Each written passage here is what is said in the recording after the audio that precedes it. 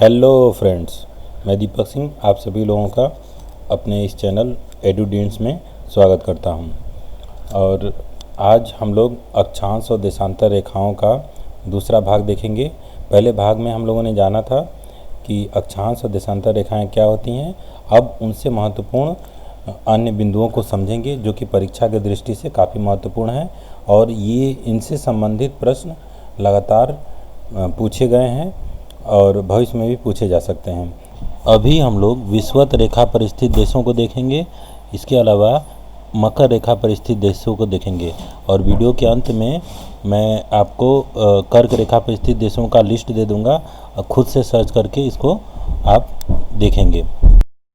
तो सबसे पहले कोलंबिया, इक्वाडोर और ब्राज़ील के बाद ये देखिए दक्षिण अफ्रीका कॉन्टिनेंट है। इसमें सबसे पहले कौन सा देश पड़ता है? Republic of Congo.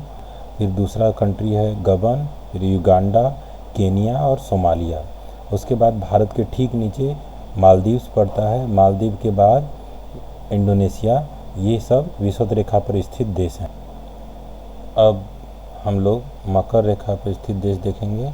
तो ये जो दक्षिण अमेरिका कॉन्टिनेंट है, दक्षिण अमेरिका महाद्वीप में सबसे पहले चिली पड़ता है, उसके बाद अर्जेंटीना, फिर ब्राज़ील और उसके बाद अफ्रीका कॉन्टिनेंट है, उसमें नामीबिया, दक्षिण अफ्रीका, मेडागास्कर जो कि समुद्र में है, दक्षिण अफ्रीका से बाहर है, और लास्ट में ऑस्ट्रेलिया। इसको याद करने का भी ट्रिक मैं बता दूंगा आपको। सबसे पहले विषुवत वृत्त से हमारी पृथ्वी पे उत्तर और दक्षिण की दिशा में जो कोणीय माप होता है, एक एक डिग्री जो बना रहता है 90 डिग्री तक, वो प्रत्येक डिग्री जो होता है वो 60 बराबर भागों में बटा हुआ होता है। ठीक है, एक अंश 60 भाग के बराबर होता है और उस 60वें भाग को हम लोग क्या कहते हैं? मिनट। और प्रत्येक मिनट में वैसे ही सेकेंड होते हैं 60। ठीक है, सबको पता है।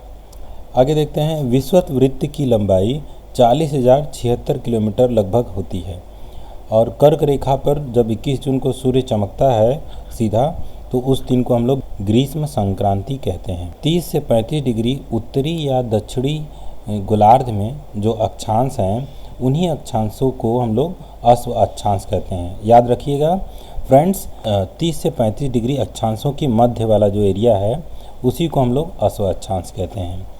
चलिए फ्रेंड्स, आगे बढ़ते हैं। देशांतर रेखाओं की ध्रुवों की दूरी 0 हो जाती है, ये पहले भी हम लोग जान चुके हैं। चलिए आगे बढ़ते हैं। उत्तर से दक्षिण की ओर खींची गई रेखाएं देशांतर रेखाएं होती हैं।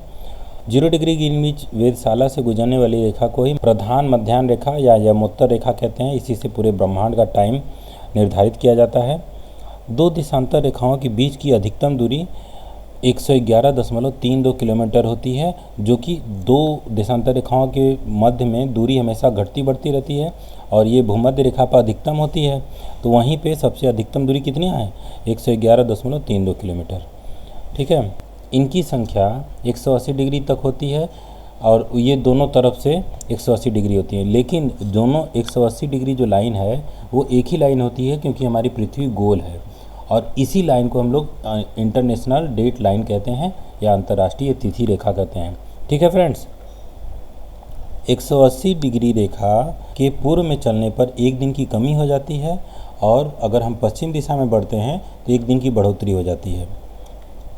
पृथ्वी जो है हमारी एक देशांतर से दूसरे देशांतर तक जाने में लगभग 4 मिनट का उसको समय लगता है। कुल 360 रेखाएं हैं, तो अगर पृथ्वी एक चक्कर काटेगी तो लगभग 360 डिग्री घूम जाती है। हम लोग सभी लोग जानते हैं कि कोई भी चीज़ अगर घूमते घूमते पूरा एक राउंड पूरा कर ले तो 360 डिग्री बन जाता है और 360 डिग्री घूमने में पृथ्वी को कितना टाइम लगता है? लगभग 24 घंटे लगते हैं।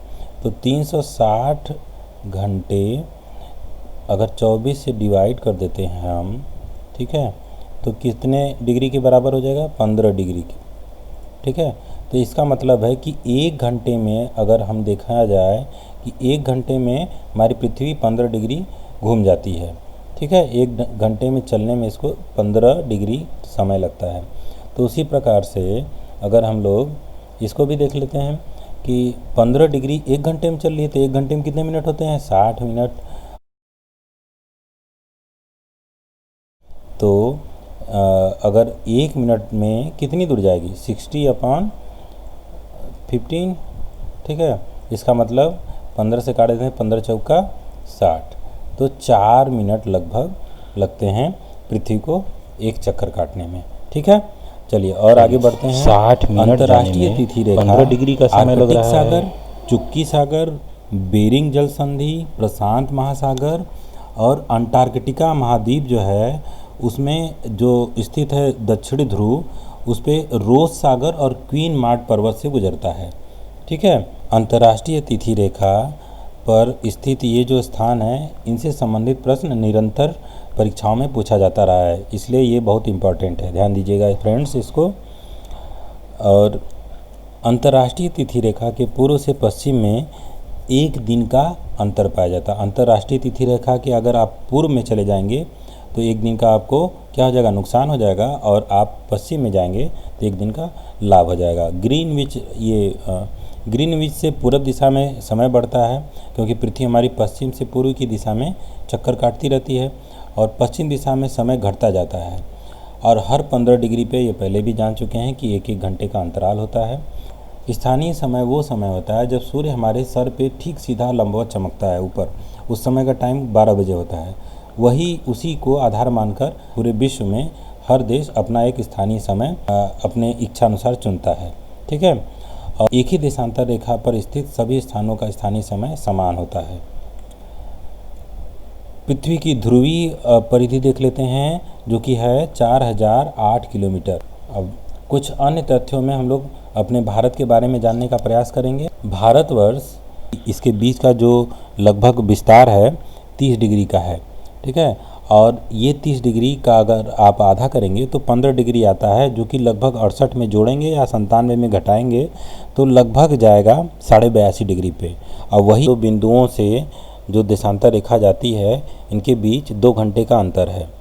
0 डिग्री ग्रीनविच लाइन पर स्थित कुछ देश हैं, जिनमें ग्रीनलैंड, नॉर्वेजियन सागर, ब्रिटेन, स्पेन, अल्जीरिया, माली, बुर्किना फासो, घाना, दक्षिण अटलांटिक सागर, ये सब स्थित हैं, ठीक है। अफ्रीका की कांगो नदी भूमध्य रेखा को 2 बार काटती है और लिपोपो नदी मकर रेखा को 2 बार काटती है। प्रत्येक देश का मानक समय ग्रीनविच टाइम से लगभग आधे घंटे के गुणांक पर होता है, ठीक है। और उसी का गुणांक का इस्तेमाल सभी देश करते हैं।